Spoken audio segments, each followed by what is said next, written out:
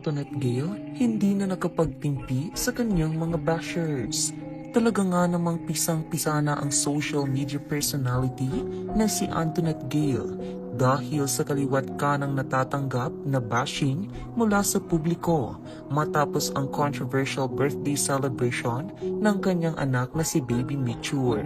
Simula nga noong mag-viral ang ginawa nitong sexy dance sa nasabing kaarawan ng anak ay hindi na siya tinantanan ng mga negatibong komento na kesyo hindi raw akma sa selebrasyon ang napili nitong isayaw. Maging ang ilang mga vloggers katulad ni Merk aka Magagwapo at Mark Jason Warna Kulahewa aka Magago ay nakatanggap rin ng maanghang na real talk ang water dance performance ni Antoinette.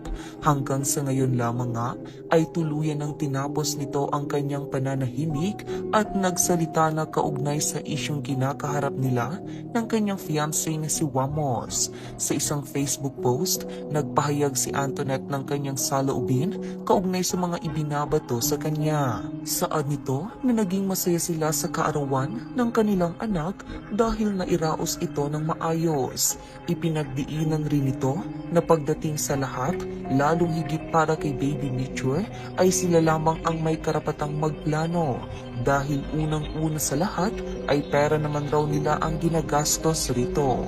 Tsaka na raw magsalita at magreklamo ang sinuman kung may inambag sila sa gastusin.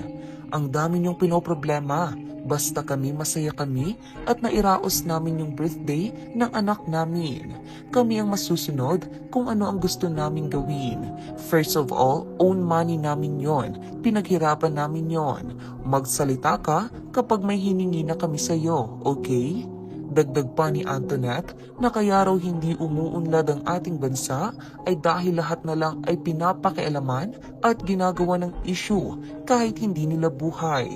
Lahat na lang pinoproblema nyo, lahat na lang ginagawa nyo ng issue, kaya hindi talaga umaasenso mga tao sa Pinas Mas inuunang makialam sa problema ng iba bago unahin sarili nila. 2024 na, ganyan pa din mindset nyo? Dagdag pa nito, real talk lang, matuto tayong maging masaya sa tagumpay ng ibang tao.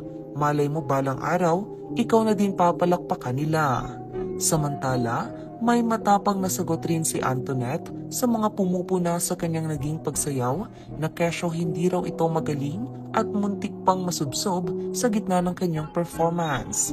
Anito, mga basher ko, make sure mas magaling kayong sumayaw sa akin ha? Ha ha ha.